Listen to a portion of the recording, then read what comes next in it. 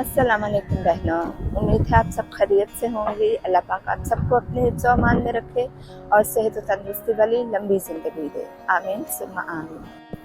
आपने अक्सर ऐसे छोटे छोटे क्लिप देखे होंगे टिकटॉक पर, फेसबुक पर या कहीं और इंस्टाग्राम पर, जहां ख़वातीन एस्केलेटर पर सवार होने की कोशिश करती हैं, लेकिन क्योंकि बेचारियों को पहले से उसकी प्रैक्टिस नहीं होती या नहीं जानती कि इस पर किस तरह पाँव रखा जाता है, तो वो बेचारी अपना बैलेंस बरकरार नहीं रख पाती और गिर जाती हैं।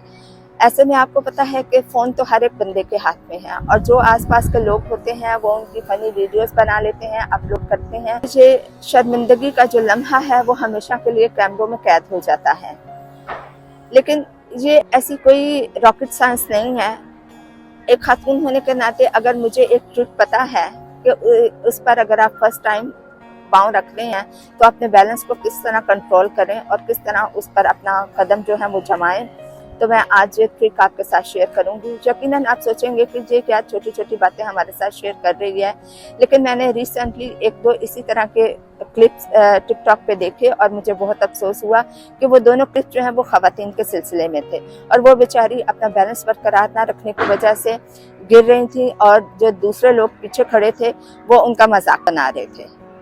तो चलिए मैं आपको जो मुझे समझ में आता है कि उस पर किस तरह पाँव रखा जाता है आज आपके साथ शेयर करती हूँ। उम्मीद है आपको ये पसंद आएगा।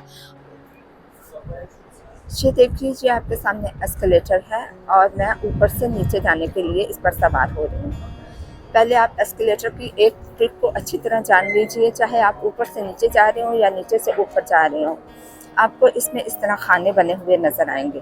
ये देखिए, एक के बाद एक। ये देखिए, उस आदमी ने इस पर पाँव रखा और ऐसे चला गया।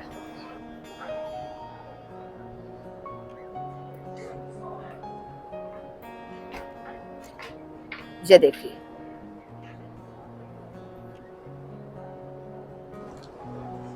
ये देखिए, इसमें एक ब्लॉक बनता है। हम उसमें एक पाँव रखेंगे और दूसरे पाँव को 2 मिनट के लिए इसी तरह उठा के रखेंगे जब तक कि ये सीढ़ी में ना बदल जाए हमारा स्टेप। और इन बिटवीन हम इस रीलिंग को सिर्फ ऐसे हाथ से आराम से ऐसे पकड़ें, मजबूती से इस तरह करके नहीं पकड़ेंगे, हाँ, आराम से पकड़ेंगे। और आप एक ट्रिक को याद रखिए, बचपन में जैसे आप स्टापू खेलते थे, एक पाँव के ऊपर खड़े होते थे और दूसरे को उठाए रखते थे, बस इसी तरह इसमें ये ट्रिक है। बचपन में जैसे हम स्टापू खेलते थे और हम इस खाने में आए, दूसरे को हमने उठाए रखा जब तक कि वो अगला स्टेयर में नहीं बदल गया। दूसरा पाँव हमने अगली स्टेयर पे रख लिया, हाथ यहाँ बिल्कुल आराम से रखा और पाँव को आपने सिर्फ 3 से 4 सेकंड, जितनी देर तक कि वो जो ब्लॉक है वो स्टेयर में नहीं चेंज हो जाता। बस ये ट्रिक है बहन, कितना आसान है। बिल्कुल एक छोटी सी ट्रिक है कि वो जो ब्लॉक बनता है उसमें आपने एक पाँव रखना है, सीधा पाँव रखना है उसके अंदर, और उल्टे पाँव को आपने 3 से 4 सेकंड तक उठाए रखना है जब तक कि वो ब्लॉक जो है सीढ़ी में ना बदल जाए। इन बिटवीन जो साथ में रीलिंग है उसको आपने बहुत ज़्यादा मजबूती से नहीं जकड़ लेना, वरना आप उसके साथ चले जाएंगे। आपने उसको सिर्फ एक हल्के से सहारे के लिए हाथ रखना है। सीधा पाँव आपने ब्लॉक में रखा हुआ है, उल्टा पाँव आपने 4 से 5 सेकंड के लिए उठाया। जैसे ही वो सीढ़ी बनी आप वहीं के वहीं खड़े रहें, अपना पाँव जो है उल्टा उसको भी साथ ही रख लें। बिल्कुल आराम से आप नीचे चले जाएंगे, ऊपर आना है ऊपर आ जाएंगे।